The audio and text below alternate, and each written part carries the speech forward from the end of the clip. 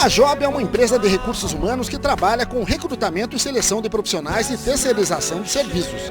Colocação ou recolocação no mercado de trabalho, cadastre seu currículo gratuitamente no site www.rhjob.com.br ou compareça na empresa.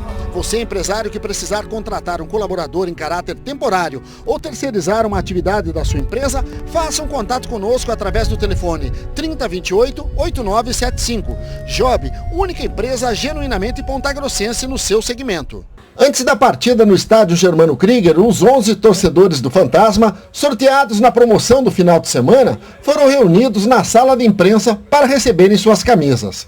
Antes, eles já haviam almoçado num restaurante tradicional da cidade e logo depois iriam assistir de camarote o jogo entre Operário e Paraná Clube. O torcedor do Fantasma gostou da iniciativa. Primeiramente, parabéns à diretoria que teve essa ideia brilhante, né, de presentear o sócio com esse dia diferente, né, dia de jogo agora. E é com muita satisfação, né? A gente que sempre está junto com o Operário, gosta, ama esse clube, né? Faz tudo por ele.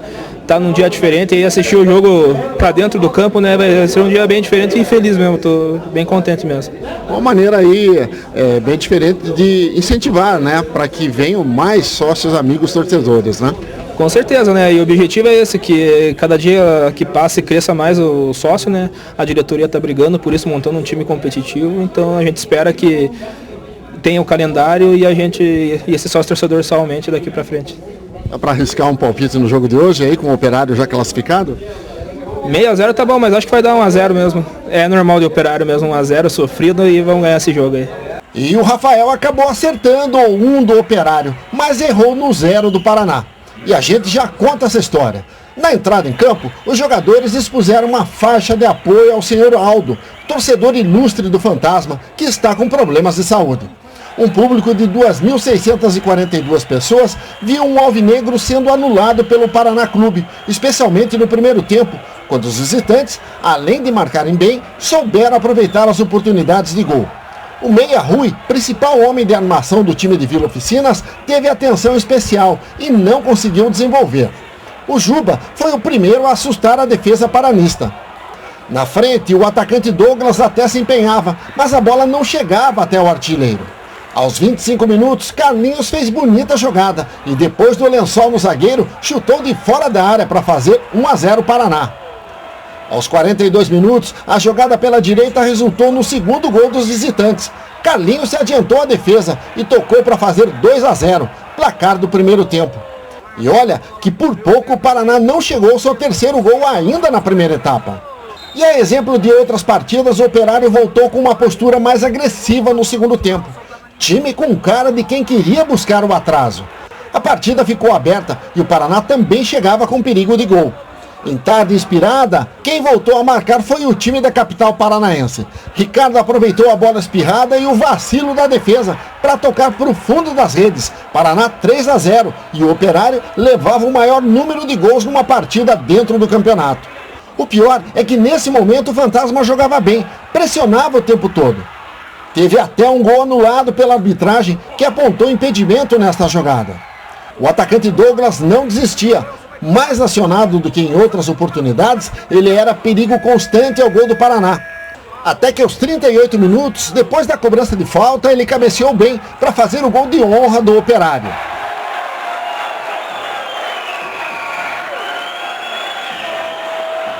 Daí entrou em cena a figura do árbitro Rodolfo Marques, que já havia invertido algumas bolas durante o jogo. Ele não anotou este pênalti claro em cima de Matheus Lima. E a partida ficou nisso mesmo, Operário 1, Paraná Clube 3. Nequinha e o técnico Itamar Schulli concederam entrevista coletiva após o jogo. Quando se tem um resultado adverso, qualquer justificativa se torna mera desculpas, né, no entendimento de muitas pessoas.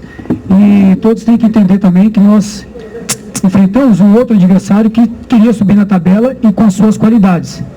E como foi pedido durante a semana, para que fossem executadas algumas situações dentro de campo, hoje, principalmente no primeiro tempo, talvez não aconteceu da maneira como tinha se previsto. Nós temos assim, eu penso que a gente tem que aprender com os erros. Tivemos erros sim, principalmente numa derrota é onde mais aparece e são mais enfatizados os erros. Então a gente tem que saber lidar com isso. Com relação à criação do meio para frente, ou até mesmo no setor de defesa, é como eu te falei, isso tudo se deve à derrota.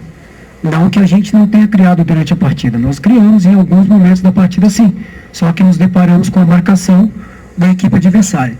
Então, qualquer justificativa que eu for dar com relação à criação e setor de defesa aqui, vai ser mera desculpa no entendimento de todos, e nós, internamente, nós sabemos aquilo que deixamos de fazer hoje na partida. O atleta, quando sai de campo, ele sabe muito bem disso, e nós assumimos essa responsabilidade total, entende? Então, eu acho assim, que foi no momento certo, da força da expressão usada, e para que isso não aconteça novamente, a gente, durante essa semana, já tem que começar a trabalhar em cima desses erros. A partir do momento que tu entra na partida, é difícil você saber se tu vai conseguir manter o mesmo ritmo do início ao final.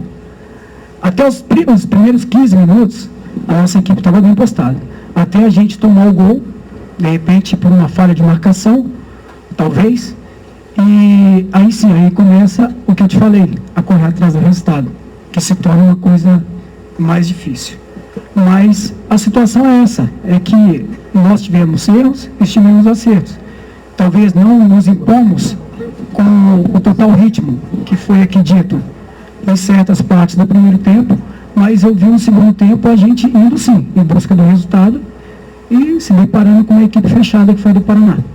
Nós pegamos equipes também que estão jogando bem, que estão se postando bem, e às vezes quando uma peça não rende, não está no dia favorável, no futebol você tem que estar completo em todos os setores, e às vezes quando um atleta não rende, a gente às vezes tem um desequilíbrio.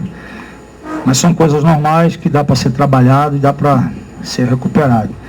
Quanto à mexida, aí é a minha função. Esperei um pouco mais para conversar no intervalo, para daí a gente mudar, e as modificações eu vejo que foram boas. A equipe teve uma postura melhor na segunda etapa e conseguiu fazer gols, ter um pênalti a seu favor, criar oportunidades de fazer outros gols, né? E só que não é só mudar uma peça, às vezes você tem que conversar para que isso encaixe ainda mais do jeito que nós estávamos no primeiro tempo, dispersivos, principalmente no setor de marcação.